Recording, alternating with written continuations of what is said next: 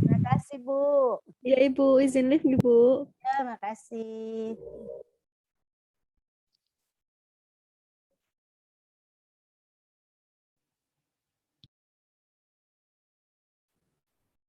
Oke, jadi kita masuk ke yang tujuan ya.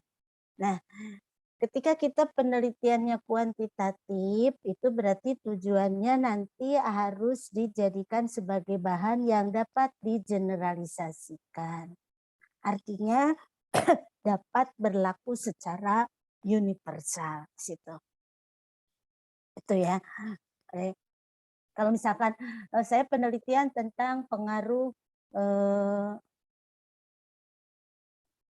PJBL, misalkan pengaruh model pembelajaran project based learning terhadap motivasi belajar matematika, misalkan siswa kelas 3 SD.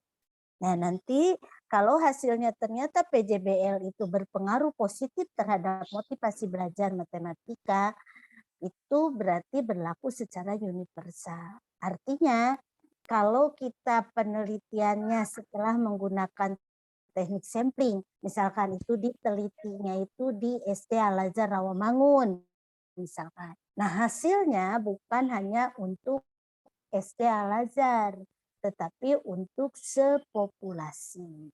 Jadi populasi penelitian kitanya di mana? Apakah populasinya itu di DKI Jakarta? Apakah populasinya hanya di Jakarta Timur? Nah, itu yang kita memilih ruang lingkup bagaimana penelitian ini berlaku secara wilayah, gitu ya. Nah, jadi itu dikatakan dapat digeneralisasikan. Tetapi kalau penelitian kita kualitatif itu tidak dapat digeneralisasikan. Karena yang kita temukan itu hanya konseptual. Artinya kalau misalkan saya ingin mengetahui seperti apa penerapan project based learning di pembelajaran kelas 3 SD Al-Azhar Rawamangun. Nah, setelah saya melakukan penelitian selama waktu di SD Al-Azhar Rawamangun, misalkan ditemukanlah bagaimana model implementasi dari PJBL. Nah, hasil penelitian itu tidak bisa berlaku untuk sekolah lain karena kita hanya melihatnya yang ada di SD Al-Azhar. Jadi belum tentu penerapan PJBL di Al-Azhar Rawamangun sama dengan PJBL di misalkan SD Masudirini misalkan, atau sama tidak dengan di SD Menteng 01. Nah, itu tidak bisa berlaku disamakan. Kalau itu ternyata penelitian kita di SD Al-Azhar Rawamangun, ya itu berarti versinya adalah versi Al-Azhar. Apa yang dilakukan di Al-Azhar Rawamangun, itulah yang terjadi di sana. Nah, itu tidak bisa diberlakukan terjadi pula di Marsudirini misalkan, atau terjadi juga di SD Menteng 01 misalkan. Itu yang dikatakan kita tidak bisa mengeneralisasikan hasil penelitian kualitatif. Jadi apa yang kita peroleh di SD Al-Azhar Rawamangun itu berarti konseptual yang terjadi di SD Al-Azhar Rawamangun. Jadi karena itu ketika kita akan melakukan penelitiannya kualitatif berarti bagaimana kita mampu menginterpretasikan. Apa sih yang kita lihat, apa sih yang kita dengar, apa yang kita rasakan selama kita melakukan penelitian di SD Al-Azhar Rawamangun. Dari situlah berarti kita harus mampu bagaimana kita menginterpretasikan apa yang telah kita temukan di lapangan. Jadi kemampuan menginterpretasi itulah berarti kekuatan kita ketika melakukan penelitian kualitatif. Tetapi ketika di kuantitatif, kita diawali dengan prediksi. Itu yang dikatakan kebenaran secara koherensi. Jadi kita sudah memiliki kebenaran secara koherensi, kemudian kita duga bahwa di lapangan pun benar. Nah, itu berarti yang dikatakan ada prediksi benar secara korespondensi. Nah, sehingga ketika ternyata hasil dari lapangan itu menyatakan benar, berarti hasilnya diberlakukan secara universal. Maksud universal itu berarti sesuai dengan ruang lingkup di populasi. Oke, slide berikutnya, Nak.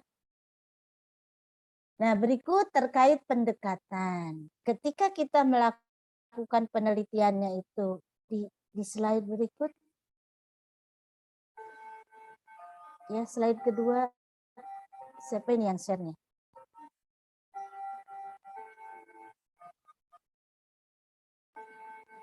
Ya. Yang pendekatan, nah, yang pendekatan. Ya. Nah, ketika di kita penelitian kuantitatif berarti kita mementingkan hasil karena kita ingin membuktikan teori, membuktikan kebenaran secara koherensi. Nah, sementara kalau kualitatif itu penting dalam proses karena kita ingin menemukan apa sih yang terjadi di sana. Nah, kita ingin menemukan hal demikian. Jadi bagaimana yang terjadi di lapangan, kemudian bagaimana kita untuk bisa memberikan interpretasi apa yang telah kita peroleh di lapangan di situ. Itu yang dimaksud dengan mementingkan proses. Nah, jadi ketika kualitatif berarti tadi kita diawali dengan dengan kebenaran secara korespondensi, kemudian koherensi, kemudian kita lakukan analisis kerangka berpikir, kemudian kita nyatakan dugaan sementara. Itu yang dimaksud dengan hipotesis penelitian. Nah, dari hipotesis penelitian inilah berarti kita ke lapangan secara induktif mencari data, kemudian kita lakukan uji terhadap data tersebut. Berarti kita menguji hipotesis. Nah, sehingga hipotesis itu diterima atau tidak, berarti kita melihat pada kebenaran secara korespondensi. Nah, sementara kalau di kualitatif, kita tidak ada hipotesis, tetapi hasil dari penelitian kita bisa dijadikan menjadi hipotesis. Jadi bisa menjadi penelitian selanjutnya. Nah, ketika kita penelitian kualitatif, berarti kita harus memiliki teori dasar, jadi grounded teori. Nah, jadi bukan dalam arti di dalam kualitatif itu kita membuktikan kebenaran koherensi, bukan.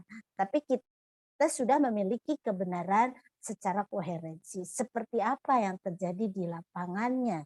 Nah, itu berarti bisa saja di lapangan itu adalah modifikasinya. Bisa saja di lapangan itu adalah pengembangannya. Jadi praktisnya seperti apa. Itu ya. Nah, kemudian kita sebagai peneliti, kalau kita dilakukannya di paradigma kuantitatif, berarti kita bersifat objektif. Artinya, apa sih yang terjadi di dalam data itu adalah berdasarkan instrumen. Jadi kalau yang diisi oleh responden itu adalah 4, ya berarti skornya 4. Kalau diisi oleh responden itu misalkan sangat setuju, berarti 4. Tidak pernah berarti 1. Nah, itu objektif. Tetapi ketika di kualitatif kita bersifat subjektif. Artinya bagaimana kita menangkap apa yang terjadi di lapangan.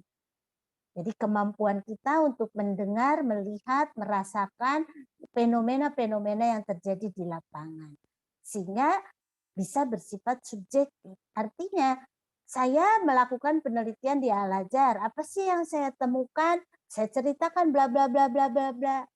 Nah, kemudian misalkan bisa ke lapangan juga. Belum tentu hasil Lisa sama dengan hasil saya.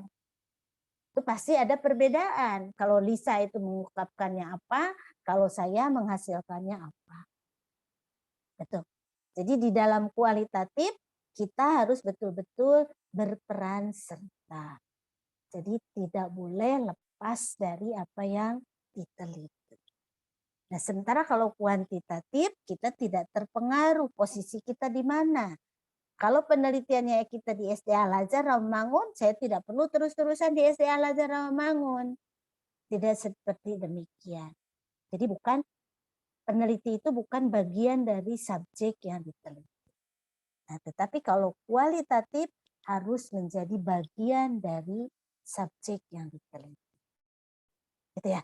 Slide berikutnya, Nak. Prosedurnya, ketika kita penelitiannya kuantitatif, berarti kita menggunakan statistiknya ada deskriptif dan inferensial.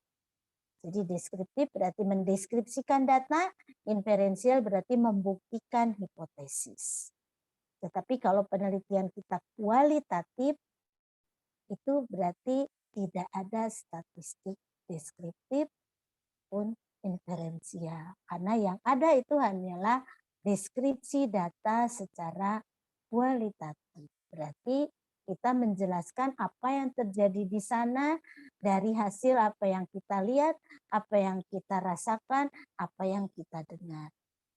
Jadi betul-betul itu adalah datanya bukan dalam bentuk angka-angka, tetapi merupakan naratif. Nah, bentuknya kalau kualitatif ini sangat banyak, naturalistik, etnografi, grounded teori sangat banyak ini bentuknya. Nah, kuantitatif dibagi dua, ada korelasional, ada komparasional. Jadi komparasional itu ada eksperimen, ada kausal komparatif, ada kuasi eksperimen, ada survei. Itu penelitian kuantitatif di situ. Ya. Nah, sekarang kalau nanti di mata kuliah berikutnya Metrit, Anda akan belajar tentang mixed method. Jadi mixed method itu berarti kita menggunakan kedua paradigma itu. Kadang kita menggunakan kuanti, kadang kita menggunakan kuali, kadang dua-duanya. Nah, tetapi ketika mixed method, keunggulannya ada pada reflektif. Jadi di slide pertama lagi, nah. Nah, kalau penelitian kita adalah action research, berarti mixed method itu memerlukan tindakan di dalam menyelesaikan masalah. Intinya adalah memperbaiki. Kalau kita mixed methodnya itu adalah di pengembangan, berarti kita melakukan tindakan bagaimana membuat produknya. Itu di mixed method. Nah, nanti ketika kita membuat produk, kita akan menjelaskan bagaimana produk itu, cirinya seperti apa, tampilannya bagaimana, warna, kemudian ukuran, dan sebagainya. Berarti itu kan dilakukan dengan menarasikan. Nah, itu berarti paradigma kualitatif. Kemudian kita melihat lagi produk itu akan dilihat kualitasnya. Nanti menjadi, karena itu prosentase kelayakan, berarti itu kuantitatif. Jadi bisa menggunakan salah satu, bisa menggunakan dua-dua. Itu yang dikatakan mixed method. Nah, peneliti dengan yang diteliti, kalau itu adalah penelitian tindakan kelas berarti tidak dipisahkan karena kita akan memperbaiki. Tetapi kalau kita penelitiannya di R&D berarti maksudnya di sini produk itu dibuat oleh kita, berarti kita harus berkecimpung dengan produk tersebut. Yang dimaksud dengan peneliti dengan yang diteliti tidak dipisahkan. Karena produk itu bukan buatan orang, tapi kita yang mengembangkan produk tersebut. Berarti mau tidak mau kita terjun. Bagaimana membuat desain produk, bagaimana kita membuat draft produk, bagaimana kita membuat revisi produk. Sehingga didapat produk yang final. Nah, tujuannya tidak dapat digeneralisasikan. Tapi kita bisa mempromosikan.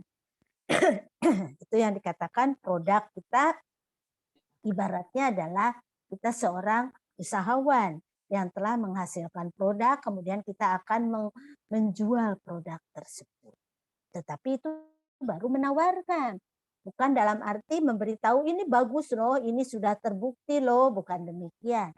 Tapi bagaimana ibaratnya kita pengusaha meyakinkan orang tentang produk yang kita hasil. Itu kalau R&D-nya pengembangan. Menghasilkan produk tertentu. Tetapi kalau penelitiannya itu mixed method-nya adalah PTK, berarti kita memperbaiki. Saya akan memperbaiki apa yang terjadi di kelas. Apa penyakitnya, apa obatnya, bagaimana memperbaiki, bagaimana menyembuhkan penyakit tersebut. Itu istilahnya di kualitatif. Oke. Jadi kualitatif PTK ya. Oke, slide berikutnya Nak. Nah, kalau penelitian kita PTK berarti melakukan siklus tindakan. Tapi kalau kita melakukan yang R&D berarti kita menggunakan model pengembangan. Jadi itu memiliki tahapan-tahapan dari model pengembangan. Jadi kita pendekatannya kuantitatif dan kualitatif. Nah, kita kalau kita PTK berarti kita sebagai kolaborator, kita sebagai partisipator, kita sebagai pemimpin perencanaan, atau kita yang pemberi tindakan. Itu silakan bergantung kepada kondisinya. Ya.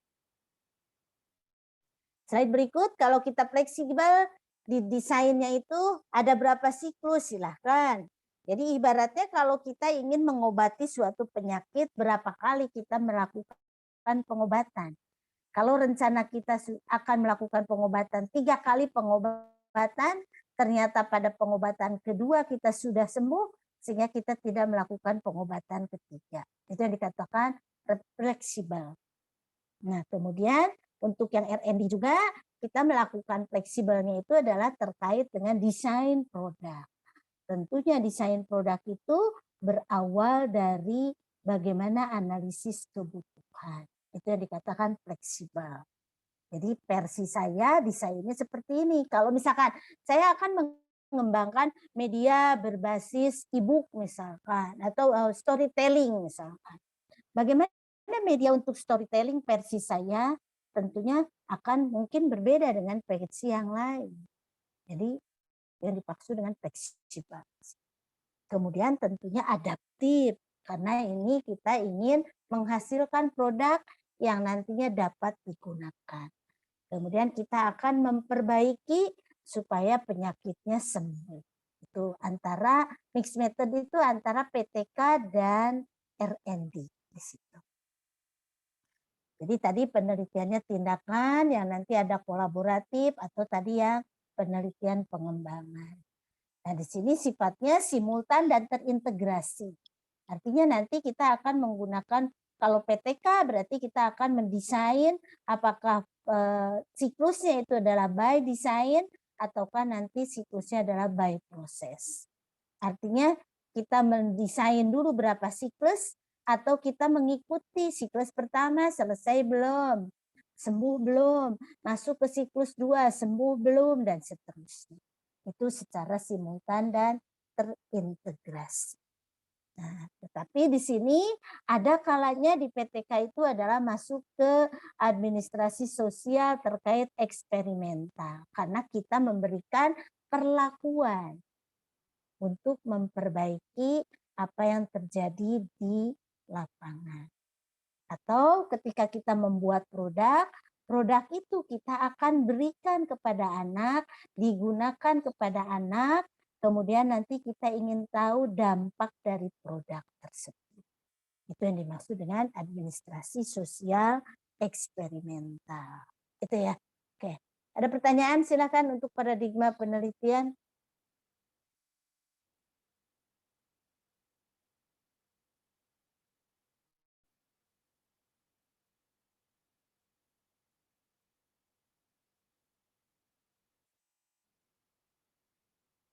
Silakan, ada pertanyaan.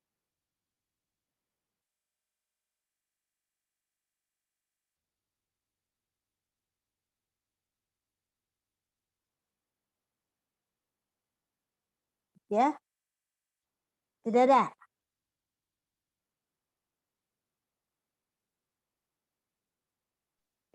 Ibu, mohon maaf, saya ingin bertanya. Silakan. Tadi yang Ibu jelas-jelasin kan ada kayak PTK R&D ya, Bu. Saya belum tahu itu singkatan dari apa ya, Ibu? PTK sama R&D itu. Penelitian tindakan kelas, research and development. Baik, Ibu. Terima kasih, Ibu. Masih.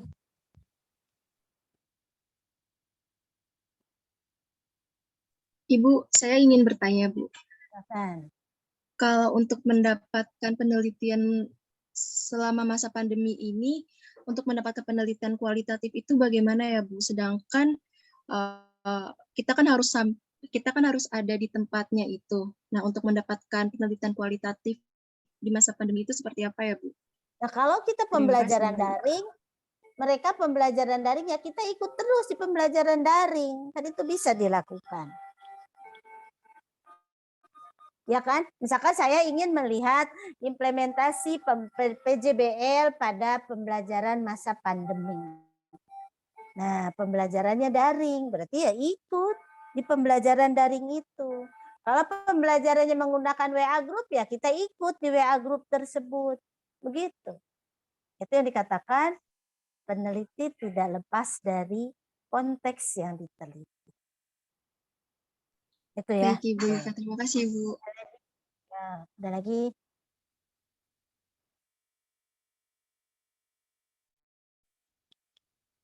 Kemarin variabel sudah belum, Nak? Tentang variabel? Sudah, Ibu. Sudah, oke. Nah, kalau sudah berarti tentang, saya kirim dulu, jenis-jenis penelitian ya.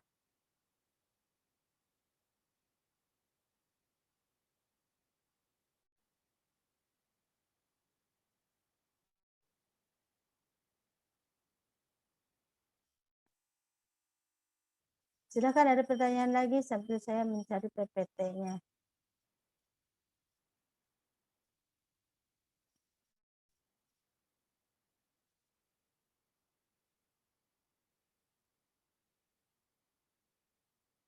Silakan.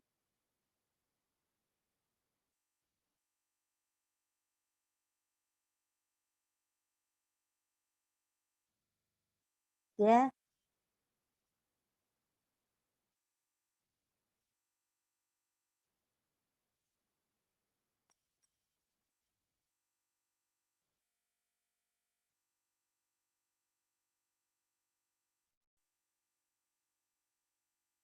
Saya kirim dulu ke PJ-nya. Ini dokumennya semua di laptop, jadi saya tidak bisa share di sini.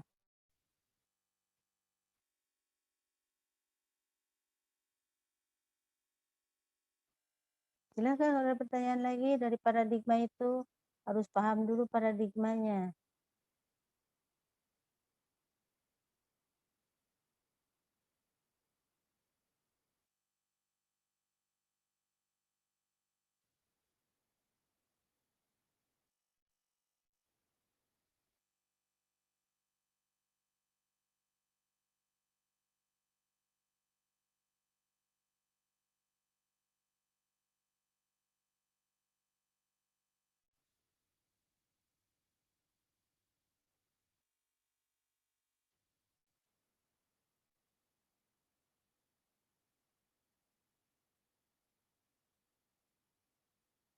Tidak ada lagi pertanyaannya?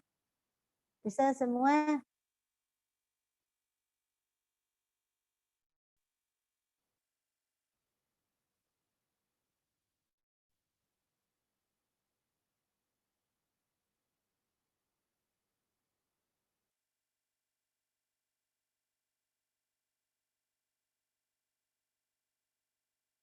Oke, slide-nya sudah saya kirim, minta tolong lagi ditayangkan.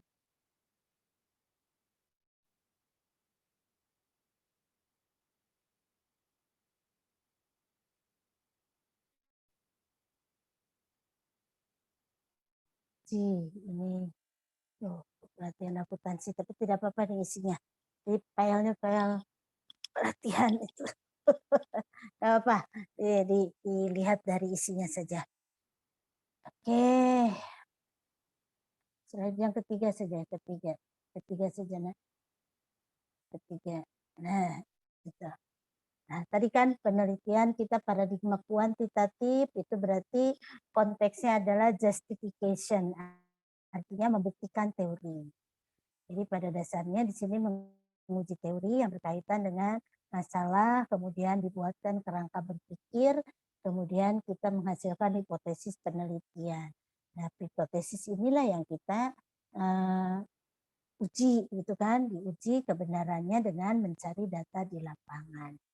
Nah, sementara kalau yang di kualitatif itu konteksnya bukan justification, tapi konteks of discovery, jadi penemuan di situ. Sehingga hasil penelitiannya adalah diharapkan ada satu penemuan. Temuan-temuan yang terjadi di lapangan itulah yang bisa menjadi tadi katakan hipotesis. Jadi hasilnya tidak dapat digeneralisasikan, gitu ya. Kualitatif hanya berlaku pada lokasi yang diteliti. Oke, slide berikut. Oke, kembali lagi nak. Slide berikut.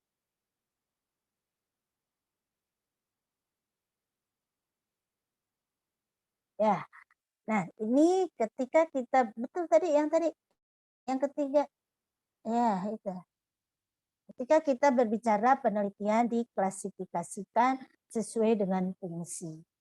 Ada penelitian dasar, ada penelitian terapan, kemudian ada penelitian evaluasi, tadi yang dikatakan pengembangan R&D itu kan, research and development, kemudian ada tindak atau action research, atau kalau kita khusus adalah penelitian tindakan kelas. Jadi kalau penelitian dasar berarti penelitian yang baru dilakukan. Penelitian terapan berarti kita melakukan apply terhadap teori.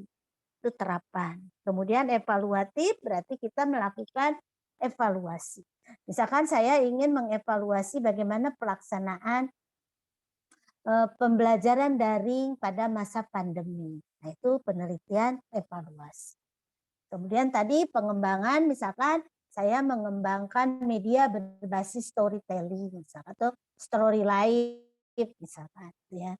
Nah, kemudian kaji tindak tadi adalah PTK, misalkan peningkatan motivasi belajar melalui pembelajaran project based learning. Itu penelitian tindakan. Ya. Oke, slide berikut.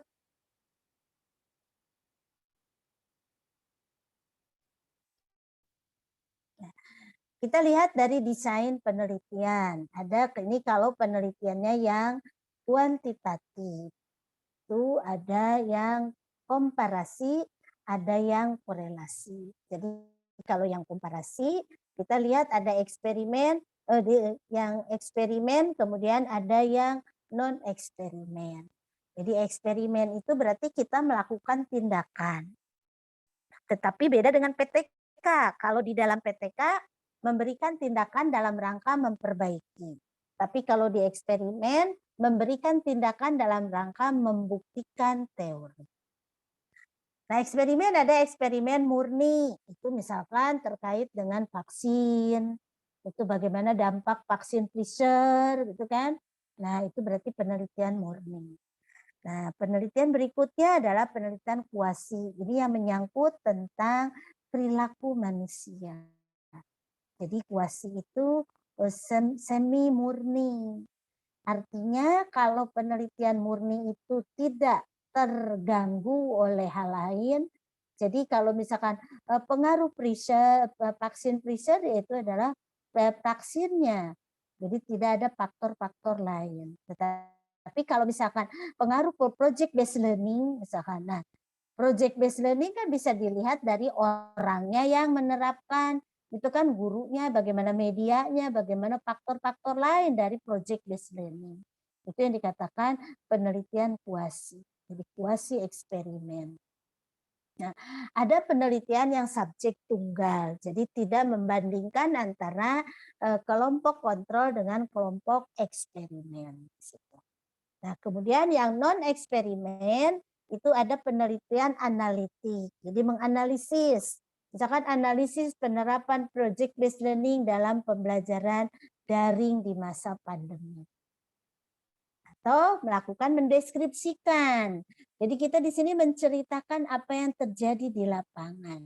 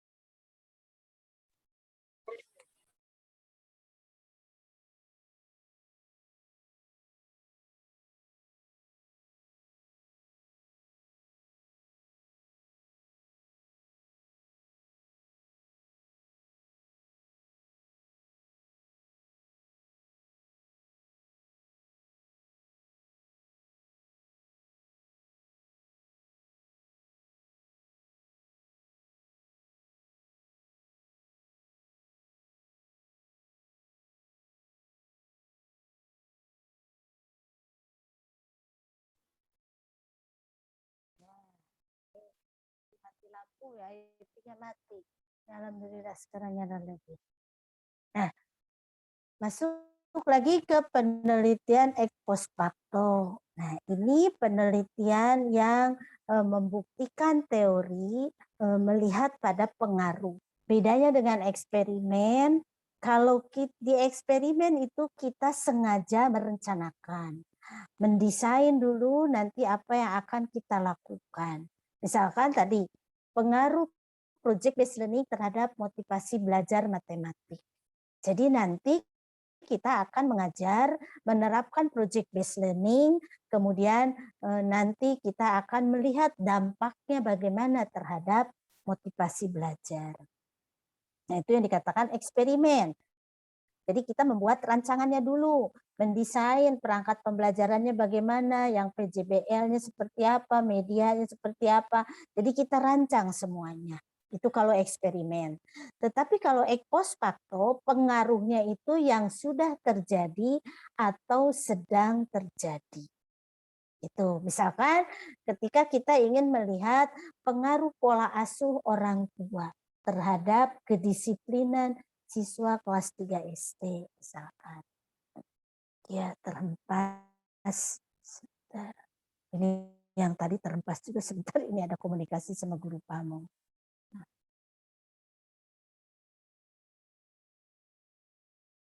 Sebentar nak.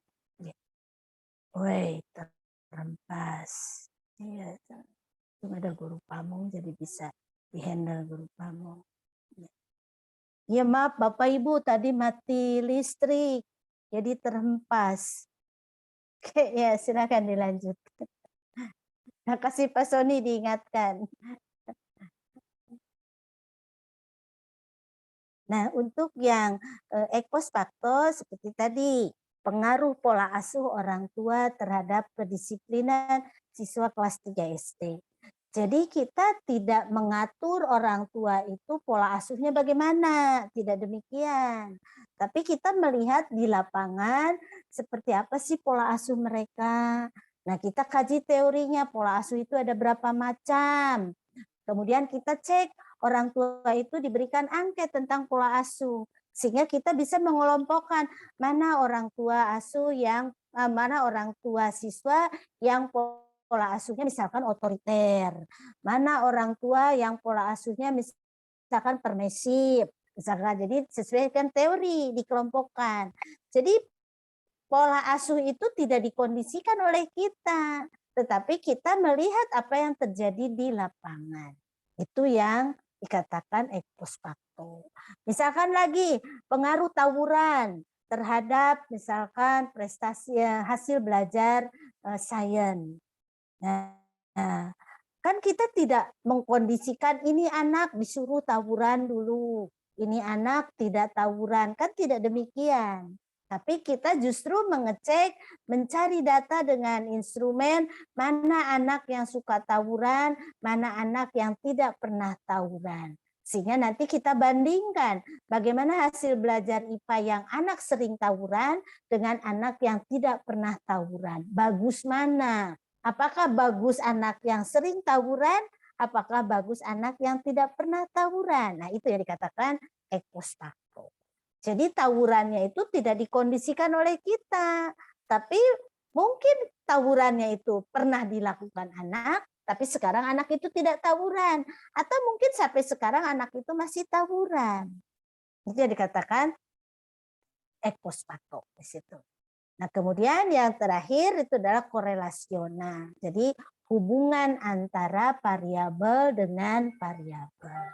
Misalkan saya tertarik hubungan antara self efficacy misalkan dengan kemampuan berpikir kritis misalkan. Jadi bagaimana self efficacy anak? Apakah kalau self efficacy anak tinggi, dia kemampuan berpikir kritis juga tinggi. Nah, itu korelasi. Jadi datanya itu ada pada diri responden. Saya diukur self efficacy-nya, saya dicari datanya tentang kemampuan berpikir kritis. Jadi dari data saya tentang self efficacy dengan data saya tentang kemampuan berpikir kritis. Itu yang dikatakan korelasi. Tetapi kalau seperti eksperimen atau ex post facto, datanya tindakan. Kalau korelasi tidak ada tindakan. Itu ya. Oke. Ada pertanyaan sampai sini, silahkan. Untuk pembagian kita penelitian yang sekarang hanya penelitian kuantitatif. Silahkan, ada pertanyaan?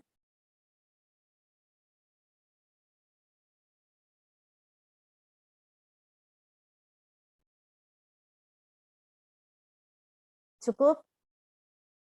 Baik, kalau cukup kita mulai masuk ke prosedur. Jadi mulai kita mengawali melaksanakan penelitian itu dengan adanya masalah. Jadi penelitian ini dilatar belakangi oleh masalah. Masalah yang terjadi di lapangan. Kemudian dari masalah tersebut kita buat rumusan masalah penelitian.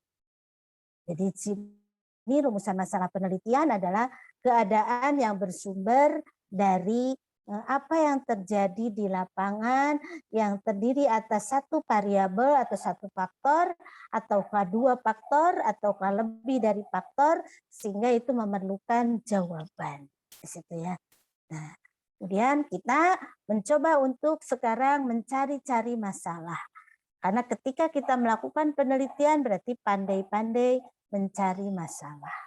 Berarti silakan cari tentang riset-riset, silakan cari tentang pengalaman-pengalaman yang terjadi di lapangan atau dari seminar atau dari media-media lainnya.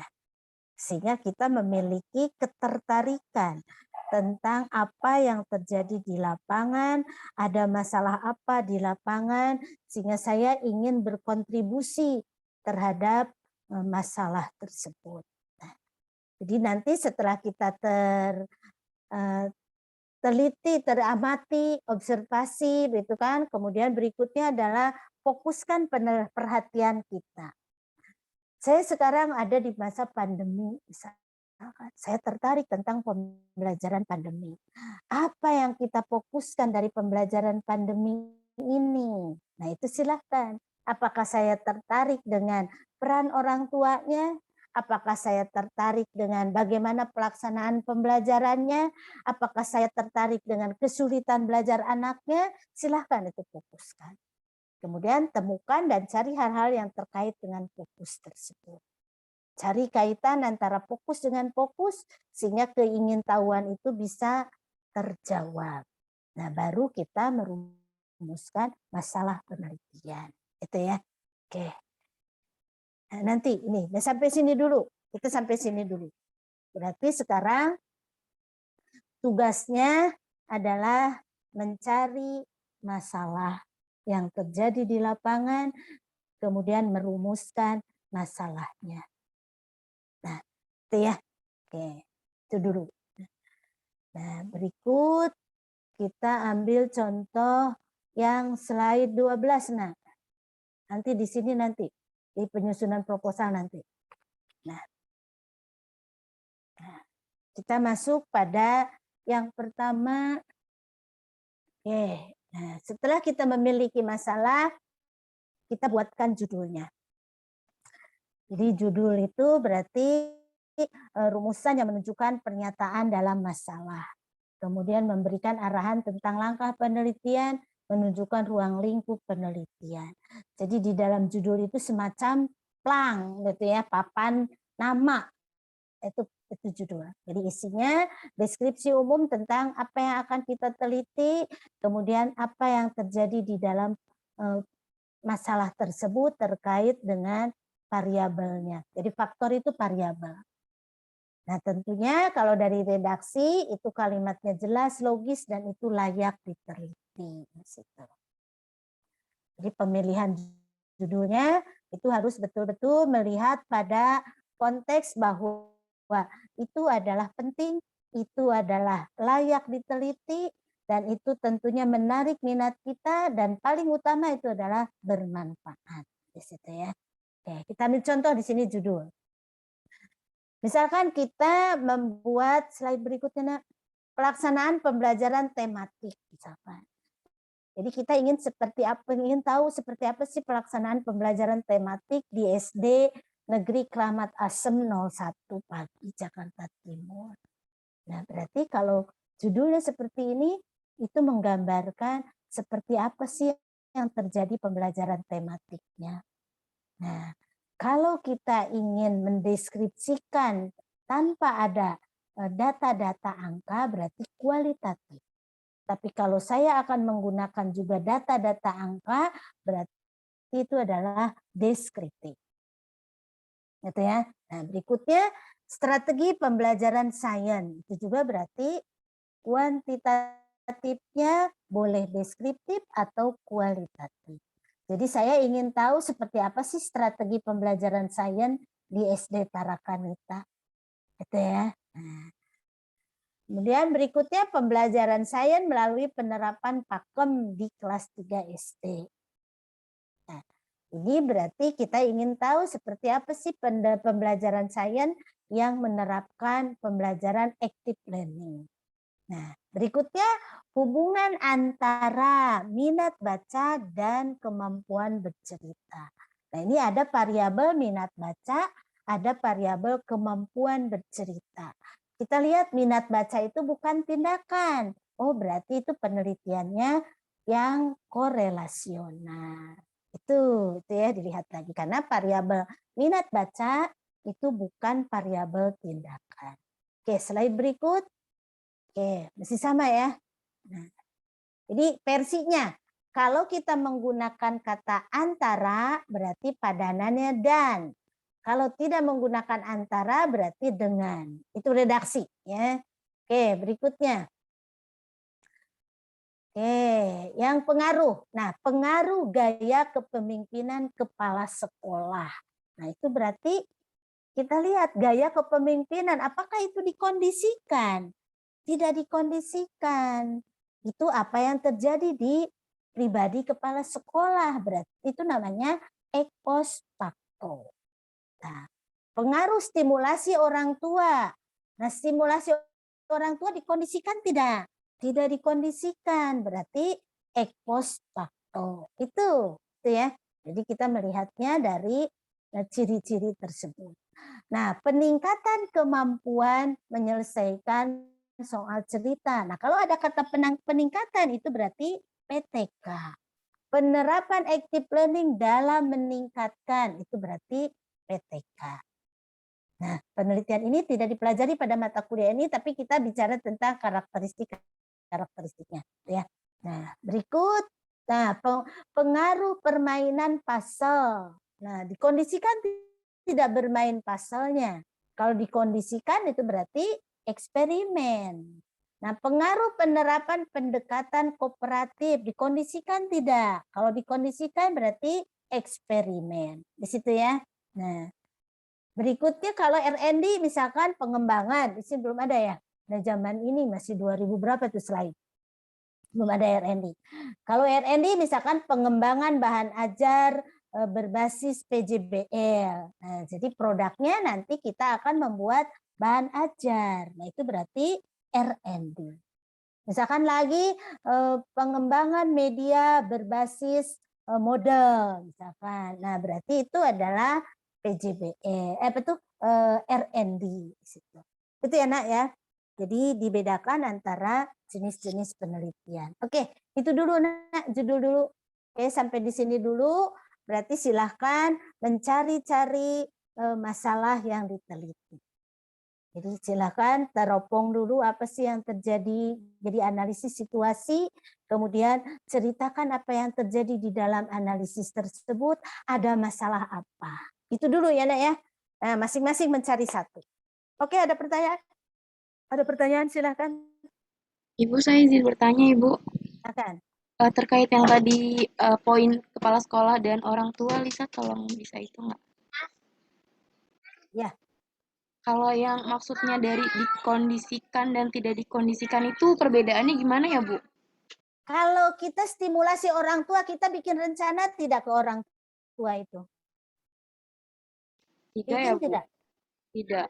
Nah, itu berarti yang namanya tidak dikondisikan. Karena orang tua sendiri yang melakukannya. Tapi kalau tadi pengaruh penerapan pembelajaran PJBL, nah kita membuat tidak RPP-nya PJBL. Kita membuat tidak merancang tidak RPE itunya perangkatnya, LKPD-nya, instrumen evaluasinya, medianya, bikin tidak itu? Ya, dibuat. Nah, kalau dibuat itu berarti dikondisikan. Itu maksudnya.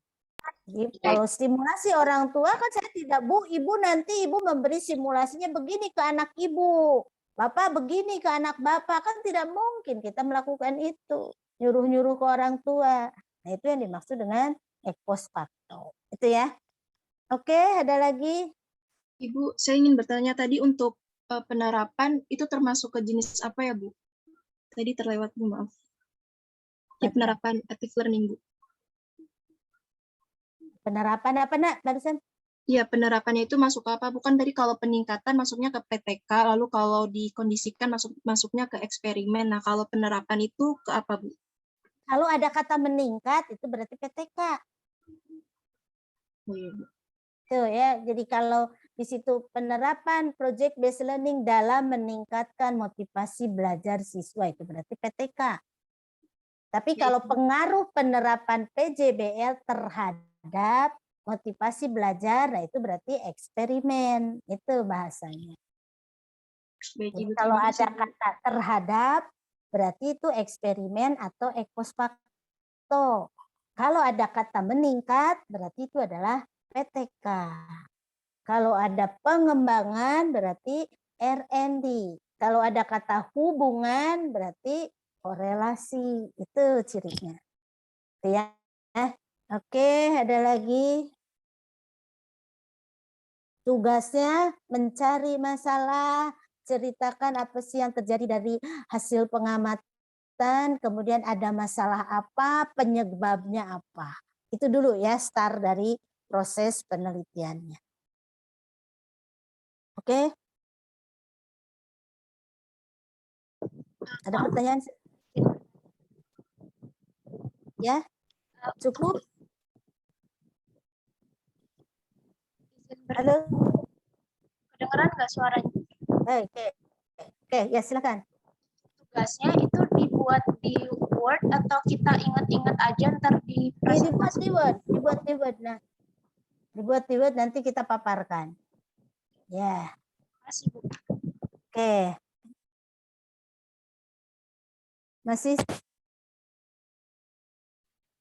Masih Pak Soni?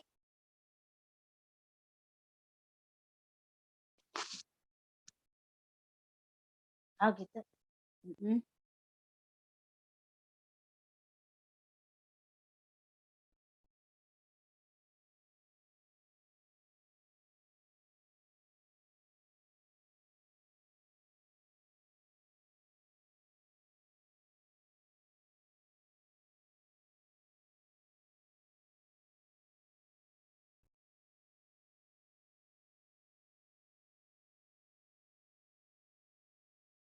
Oke, silahkan. Tidak masalah. Tidak masalah. Ya, tidak masalah. Silahkan. Silahkan. Ya. Ya, ya, ya. Ya. Ya, boleh, boleh. Yang luring juga bagaimana yang luring? Pak. Oh, daring. Oke. Siap ya Pak Burhan?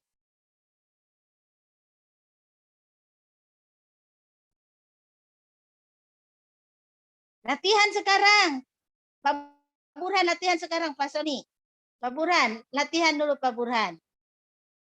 Ya, Pak Burhan latihan karena kemarin tuh banyak trouble Pak Burhan. Ya, tuh didukung oleh semua ya. Oke, silahkan Pak Burhan. Maaf nak, karena double Viko. Gimana nak? Ada lagi pertanyaan? Ya, silahkan. Jadi tugasnya menganalisis permasalahan yang terjadi, kemudian kita melihat ada masalah apa, kemudian kita analisis ada masalah apa, kemudian penyebabnya apa, kemudian saya tertarik akan meneliti tentang apa. Itu ya, dibuatkan di Word saja. Selembar dibuatkan, diceritakan, dan misalkan saya mengamati tentang pembelajaran daring, misalkan kemudian ceritakan apa yang terjadi di dalam pembelajaran itu, kemudian masalahnya apa yang terjadi dalam pembelajaran itu, penyebabnya apa yang diprediksi oleh kita, kenapa itu terjadi, kemudian saya tertarik akan meneliti apa. Itu ya, tapi kita baru korelasi, eksperimen, ex post facto, deskriptif. Jadi kita belum belajar tentang PTK, belum belajar tentang R&D, belum belajar tentang kuali. Itu nanti di mata kuliah metrik berikut. Jadi sekarang kita fokus belajar tentang deskriptif atau studi pustaka, atau tentang studi pustaka sama dengan deskriptif. Jadi deskriptif atau eksperimen, ex post facto, atau korelasi. 4 ya di situ yang kita pelajari. Silahkan, ada pertanyaan lagi? Cukup? Oke, kalau cukup berarti kita ini dulu, sebelum nanti ke bab 2 kita satu-satu harus paham dulu tentang jenis-jenis penelitian, tapi kita sekarang belajar untuk mengamati dulu. Jadi kita mengasah bagaimana sense of belonging-nya ya. Jadi bagaimana ketanggapan kita terhadap lingkungan, apa yang kita rasakan di lingkungan tersebut, ada masalah apa di lingkungan tersebut, kemudian kita tertarik akan meneliti tentang apa. Itu dulu ya. Jadi ketajaman itu untuk bisa melakukan penelitian. Tapi tadi korelasi, eksperimen, ex post facto, kemudian deskriptif. Baru itu dulu. Belum belajar karena kita baru 2 SKS ya. Oke. Kalau tidak ada pertanyaan, dicukupkan dulu sekian. Mohon maaf saya sambil pikon karena tadi biasanya jadwalnya jam 8, namun tadi double meeting sehingga saya ubah ke jam siang ini. Saya pikir ngajarnya yang jam 15, pukul 15, ternyata pukul 13 ada jam juga. Jadi kasihan juga ini karena ada yang tidak memiliki, daerahnya tidak memiliki listrik, kemudian untuk bisa ikut pikon itu ke tetangganya, ke desa sebelah yang jaraknya setengah jam menggunakan motor. Jadi kasihan kalau diundur lagi, sudah perjalanan. Oke, mohon maaf ya, mudah-mudahan minggu depan tidak ada bentrok lagi sehingga kita bisa fokus melakukan analisis lagi terkait korelasi, komparasi, kemudian deskriptif. Oke, ya. Untuk pengumpulan tugasnya itu di Google Drive aja atau di Google Classroom ya, Bu? Di Google, boleh ya Google Drive ya, boleh Google Drive. Tapi lebih enak Google Classroom, nanti saya ingatkan lagi diingatkan, saya buatkan tugasnya nanti. Jadi masuk ke Google Classroom aja ya. Iya Bu. Ya, dan nanti kita bahas di Pikon lagi di sini. Oke, ada lagi yang perlu ditanyakan? Cukup? Baik, kalau tidak ada, kita cukupkan sekian. Mudah-mudahan kita sehat semua, minggu depan tidak banyak halangan sehingga bisa lebih banyak dan lebih fokus lagi untuk berdiskusi. Terima kasih. Assalamualaikum warahmatullahi wabarakatuh. Waalaikumsalam. Waalaikumsalam warahmatullahi wabarakatuh. Terima kasih banyak Ibu.